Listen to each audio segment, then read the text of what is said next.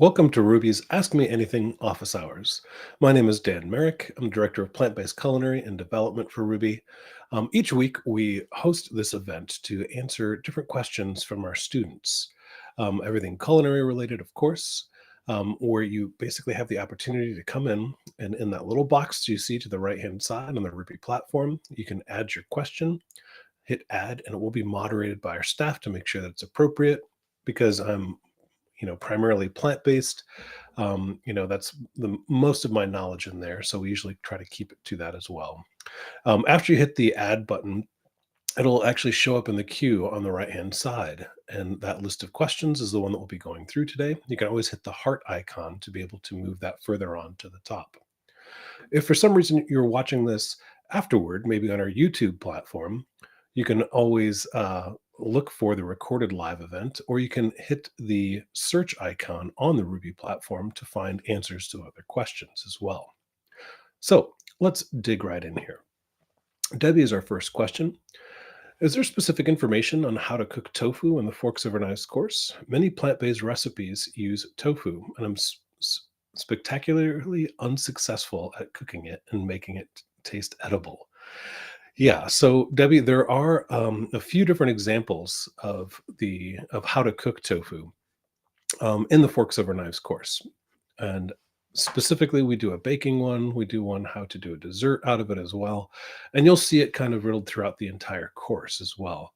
Now, I think that the main thing for this is to be able to look at a couple different ways to be able to cook tofu, to be able to make it edible. A lot of people don't like the flavor of tofu, but that is actually something that you want to try a little bit outside of that realm, because nobody usually eats tofu just kind of raw on its own. There are a couple Japanese dishes that do it, but it's usually served with broth over the top.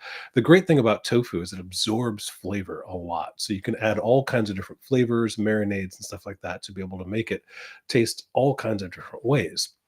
And texture-wise, there's a lot of different things you can make it to alter the texture.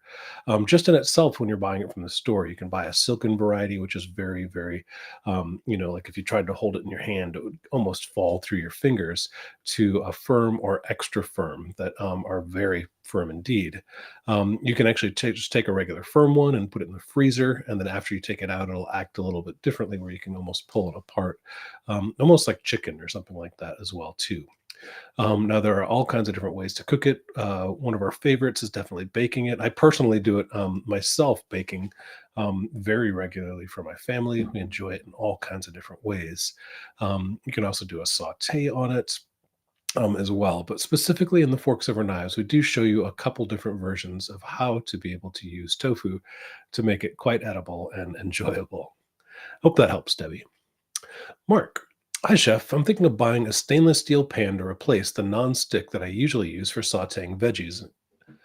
Some have options for a lid, and I was wondering if there are any benefits of getting one. Yeah, actually, having a lid for a saute pan is a wonderful additional tool to be able to have. A lot of times you'll find sets of different cookware, that will come with a lid that will kind of fit different ones, because it is kind of, if you have a lot of different lids and they only fit one pan, sometimes it's kind of a pain just for storage reasons.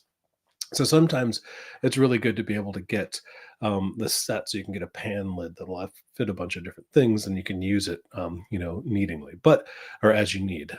But again, on the sautéing, if you're looking for a sauté pan, having a lid on it is fantastic, especially when cooking for vegetables, because by doing that, you're able to trap some of the heat in the inside, and it's kind of like an oven, right? A closed space, but closing that space in will actually help kind of take any of the moisture and lock that into the food that you're cooking. So if you're steaming some, or if you're doing like a steam saute, or just a saute of vegetables, maybe not using any oil at all, that water will actually stay within the pan a little bit better instead of evaporating out of the pan. And that moisture will give more moisture to your vegetables. So I'm a huge advocate of having lids for saute pans, and it's a great idea just to have one for different uses. You'll also find sometimes, like if you've actually cooked something and you don't want it to brown more, by putting that, in the oven, having a lid will help it from browning on the top as well too. All right, so Cindy, hi, I'm writing from Manhattan, Kansas. I read in the Forks Overnight Roasting Vegetables Without Oil section that roasting in a foil bag can combine the benefits of steaming and roasting. How does the method for foil bag differ from roasting without oil in a pan in the oven? So, Cindy, this is very similar to the pan that we just talked about with the lid, right? So, what's happening is when you're putting your vegetables into a foil bag, essentially, it's trapping all the moisture on the inside of that bag that you've made out of the foil. So it's making sure that all of your vegetables stay moist, and all of that, all those vegetables are going to be very tender when getting into them as well too. So um, it's a great way to be able to cook. I actually do it all kinds of different ways too. I'll use one of those foil bags even on a campfire when I'm camping to be able to cook vegetables as well too. So that is a pretty different method than roasting without oil in a pan, because what you're doing on that is you're actually getting rid of a lot of the moisture. You're looking for that deep caramelization, the kind of brownness that happens on the top of the vegetables to be able to create that Maillard effect. And that can happen in a bag, but it definitely takes a little bit longer, and it keeps that moisture basically in there as well. So I hope that helps, Cindy. Sure. Wonderful to see you. Chef Dan, I remember seeing your successful tomato plants. Can you give a few talking points about placement, care, etc.? Thanks.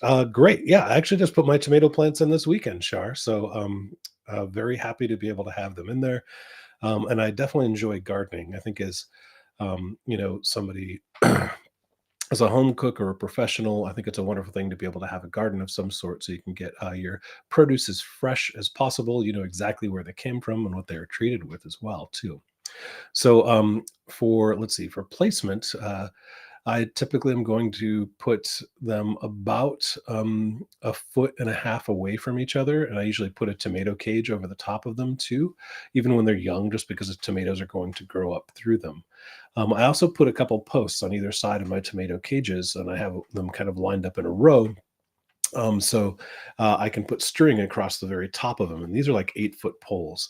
And then I'll string down little strings once they get to a certain height to be able to help bring that tomato plant up. At the same time, I'm going to start looking for the excess, fauna, the extra leaves that are kind of coming off of it. You'll notice that if a tomato plant is growing, and this is the main stalk right here, the leaf will come out here, and you'll start to see a little sprout that kind of comes out between that. That basically means that you can cut this one off, and this one will actually grow stronger underneath it as well. Now, I typically do that up until it gets to, I would say, about a foot to two. So the bottom of my plant is going to be kind of scarce, where the top of it is going to be much more bushy with a lot more kind of movement in there. And you'll see when the leaves start getting like really, really big, you can probably find one of those little shoots in between there, and I just trim those off as well too. Now, those are kind of the things that I do. I'll just basically look at it, with a cup of tea in the morning, going out, looking over the garden beds just to kind of make sure that they're all, in shape, and do any adjustments that I need to do as well too. Now, a couple times during the season, I will look for an organic feed as well, and there are a couple different varieties that you can look for, that are specific for tomatoes, which is great. I can't remember the one that I use right now, but it was. A natural organic fertilizer specifically for tomatoes, which is like they're usually three numbers on a fertilizer bag. And I think it's like a 10-10-3 or something like that. But don't quote me on that exact number for the tomatoes right now, since I don't have that in front of me. I don't really remember on that one. But as far as gardening, it's a wonderful thing to do. I love to grow as many tomatoes as I possibly can fit in my garden. And just this year, I've expanded my garden out pretty large. So I have lots of cucumbers and Japanese eggplants and a whole variety of different kinds of peppers. And my kids love shell peas and snap peas, and so we have a lot of those as well. I also love, being in Madison, Wisconsin. We definitely have a colder climate, so I do grow a lot of lettuces, and I've started those a while ago as well too, to be able to get my butter lettuces, my kales, the chards, different things like that that actually will do well in a cold environment too, and they can last a much longer period. What I do is I actually plant those in larger kind of pots. They originally trees came them, and I put trees in my backyard, but I found these kind of larger pots. So they're just recycled from other places, filled them with a good compost, and then I'm able to kind of move them around during the season too to make sure they don't get overheated. But fun question about tomatoes. Thanks, Shar. We'll see you soon. Maria, hi, Chef Dan. What desserts do you enjoy? All right. So I'm not really too big of a sweet tooth person myself, but there are all kinds of different things in the plant-based world for desserts. Trying to think of just like I'm even an oddball when it comes to like birthday cake. My favorite cake is a carrot cake, right? So it's mostly carrots. It's, so I'm not the biggest sweet person, but when I do make them, I'm usually going to make them from like, instead of using processed sugars, I'm usually going to use something like a date paste, where I'll take a dried date or a bunch of dates, soak them in water for a while, and then blend them all up. And then I have a sugar substitution to be able to still make it a whole food plant-based diet as well. So, um, and I'll do that with probably banana bread's probably my go-to because we eat bananas a lot, but when they don't, when you don't eat them, I peel them and put them in the freezer. And then when I get enough, I'll make banana bread for the family. So that's probably one of the sweets that I make most, I would probably say. So there you go, Maria. Sue, hi, Chef Dan. What is the best way to make a coconut yogurt? If your can of coconut milk is solidified, should I blend it before adding the probiotic? Thanks. Yeah. So, adding the probiotic is the key step here, right? But if you are getting a can of coconut milk, and a lot of times you will see that half the can has like a liquid and half of it is more of a solid. Now, if you've got strong arms, you can shake that can as much as you can, but just putting a simple immersion blender in there will actually work really, really well. You can also just put it into a blender. You can also just put it into a bowl and whisk it up. Even with a fork would be okay to be able to do that. You just want to make sure that the coconut milk solids go back in the water basically get mixed together, so you have a smooth texture on that as well. It is an important process if you're doing a yogurt as well, because otherwise that probiotic won't be able to react in the same way. So definitely, either whisk it up or put an immersion blender in it, or a couple different ways to be able to work that out. And when I say put an immersion blender in it, I don't mean put the immersion blender into the can. If you do that, it'll just spray out of the can immediately.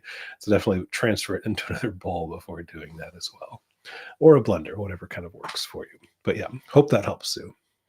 There's another one for Sue. Hi, Chef Dan. I'm looking for a white bread recipe young kids like to eat. My granddaughter's almost 6 and a little picky. Thanks for any suggestions. Yeah, this is something I had to kind of start my kids off with early, was to trying to look for a whole grain bread that worked really well for them. For store-bought breads, I actually love Dave's Killer Bread because they do a very clean version of they do a white bread, but I usually don't buy the Dave's Killer White. If I do, I'm going to do that in the hamburger bun style. But you see that they use a lot more whole grains, which is great. And for just a simple white bread recipe, there are tons of them out there. Usually, if I'm going to do a white bread, it's going to be something like a baguette, and I can't remember exactly who the baker is. It might be Minimalist Bakers, the one that I use as well.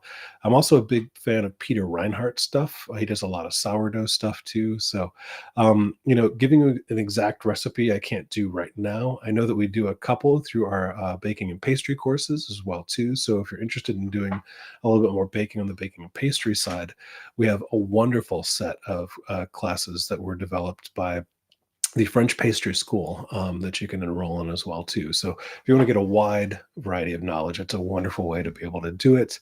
And there are a lot of fun tasks that are in that as well too.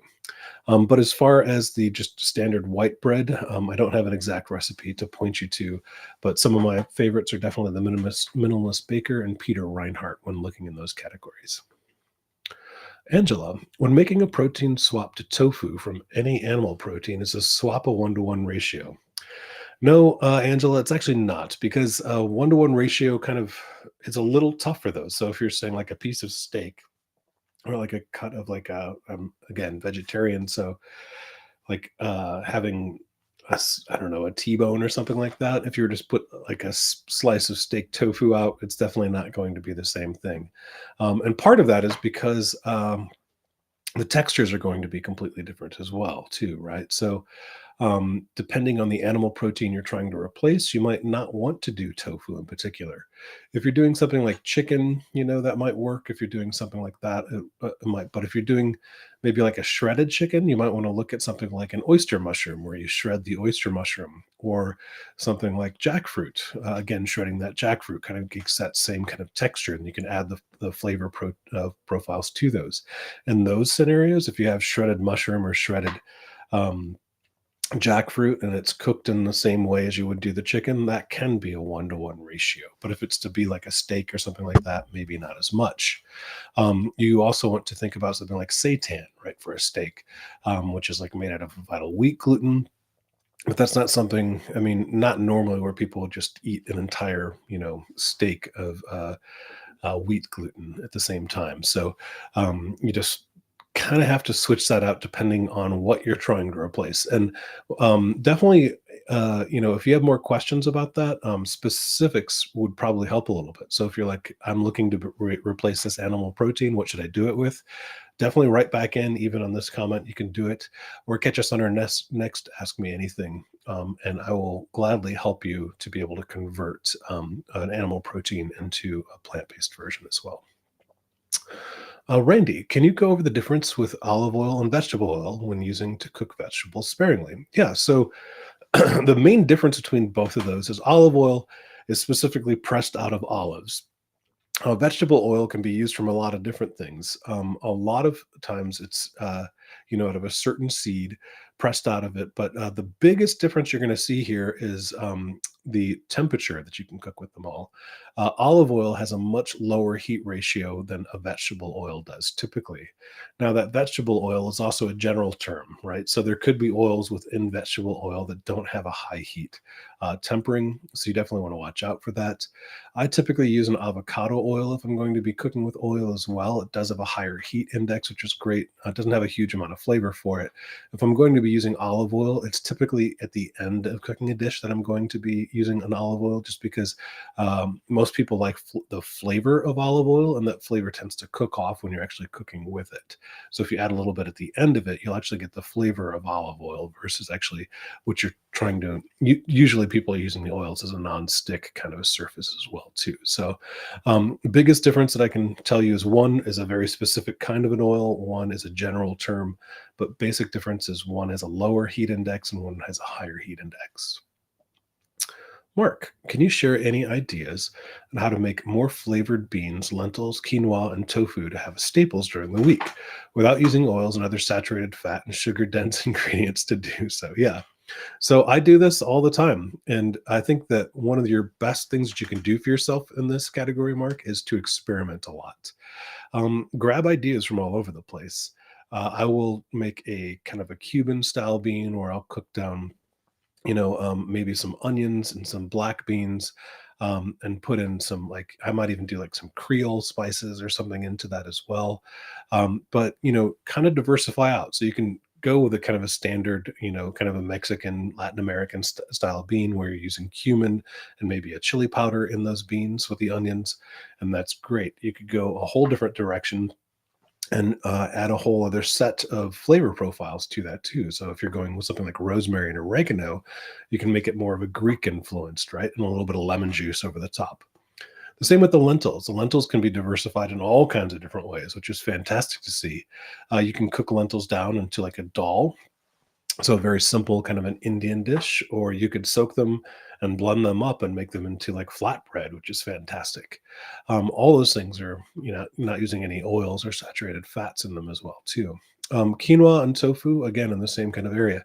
I'm a bigger fan of using quinoa as kind of a guest star to a dish, right? So I'm not a big fan of just using quinoa as the main player in something. I'll mix in a lot of other ingredients into those. So quinoa specifically, I might add in some diced, red peppers and some shallots and maybe some mushrooms, some garbanzo beans, and then take the flavor profile where I want to as well too. So I might add that lemon juice or maybe a little sumac or something to it to be able to change that up. And then tofu, again, as I mentioned earlier, kind of absorbs anything you want to. So you can look at flavor profiles from all over the world, and tofu can actually adapt to that, which is fantastic. That's one of the reasons I love it so much as an ingredient.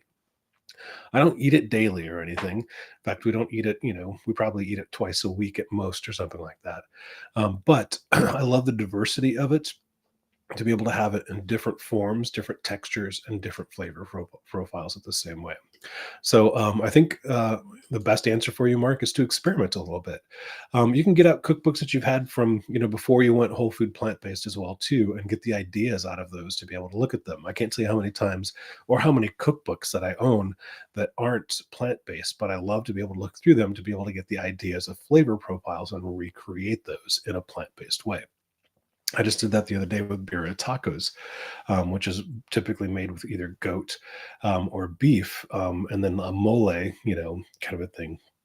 I transformed the entire thing using a oyster mushroom as my base, cooking the mole into those, doing corn tortillas from scratch, and then doing a tomato consomme to be able to dip the entire thing in as well too, and it turned out fantastic. It was a bit of work, but it was really, really nice, and something I'd not been able to try, as somebody who's been plant-based for over 27 years. So it was great to be able to take an existing, very well-known, chef's recipe and convert that over into something that was plant-based and get the flavor profile that everybody's kind of loving. Victoria, hello, chef. What are your thoughts on juicing? Do you regularly juice? And if so, can you discuss the benefits and can you recommend an affordable juicer? Victoria, I actually don't regularly juice. I own a juicer. It's like an old one. It's like a Champion 8000 or something like that. I'm just making up the number on that, but it's a Champion juicer. It's one that's like kind of long and it takes up a ton of space. Luckily, I have space downstairs in the basement because I don't ever really use the thing. Um, on very rare occasions, I will use it to make soups and things like that. Um, but that is probably the majority of what I'm going to be using my juicing for. Oh, and canning things. So doing like different sauces and stuff like that. A lot of times I will use it for something like that. But just drinking the juice on its own, I don't really drink a vegetable juice unless it has kind of all the stuff in it. And what do I mean by that is basically when you're juicing things, you're taking the fiber out of it. And, as plant-based people, we like to have a lot of fiber in our diets as well too. Um, so if I'm going to be doing a juice, I'm typically going to be using like a blender and making more of like a smoothie instead of a juice. Now there are benefits to drinking juices. You get a lot of nutrients and micronutrients out of drinking the juices. I just personally would rather go for the actual vegetable itself than pureeing it down and breaking it down to a microscopic level that my body can easily digest. But my body actually goes through the work to be digesting something like celery and carrot, just by eating that product at the same time. If you are wanting to do more juices, that's fantastic. There's nothing wrong with that as well. You'll get a lot of the micronutrients and vitamins out of that. Just remember to be able to follow up with a lot of fiber at the same time. As far as a good juicer or a drinking juice, I can't really make a recommendation because it's not something that I regularly do. I might every so often go get like a wheatgrass shot or something like that, but I usually do that at a store or a location or something like that. Um, but the Champion juicer has worked well for me for 15 to 20 years that I've owned it, and it's worked great for doing different kind of soups and sauces. Hope that helps, Victoria. Mark, I'd like to delve into using herbs and spices to all my vegetarian dinners and wondering if more suitable to add them while steaming or sautéing once it's been plated. Any suggested combinations? Yeah. So, Mark, that's a great question because you can actually do a combination of those different things. Usually, people, when they're cooking with herbs and different spices, are going to add them in during the cooking process. So, whatever you're cooking absorbs the full flavor of those. Now, there are exceptions to that as well, too. So, finishing a dish with something like chives or parsley or cilantro over the top will give kind of a big punch of flavor at the same time. So, say if you're making something like the tacos that I was making earlier, I was talking about, I would add cilantro to the top of that dish. Um, as I'm serving it. But through the entire process, I'm using all kinds of different herbs and spices to be able to cook the mushrooms down into, to be able to make sure that those mushrooms or tofu or whatever you're cooking will absorb those flavors from the spices and herbs as you're going through. That way, each bite you're going into, you're getting a big bite of those flavors that are coming from the herbs and the spices that the and whatever it is that you're cooking is cooked in. And then to be able to add different herbs to the top of them or spices to the top of it to be able to get kind of a big punch at the end, typically, as on the bite, right? And it's not typically going to be every bite when you're doing that because it's not cooked into every bite. But you'll get kind of like little surprised, bumps of flavor. And it's much like putting like a finishing salt on something, where you might just get a big like bump of kind of salt in one bite, but not the other. So yeah, so both is the answer you're kind of looking for. Is you definitely want to be able to cook with the herbs and the spices as you're going, and then you can also finish out your dish with them on top. So I hope that helps.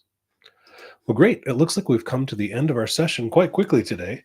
Again, join us every week for our Ask Me Anything office hours, where our culinary instructors answer all of your questions on your culinary needs. Have a great day and happy cooking.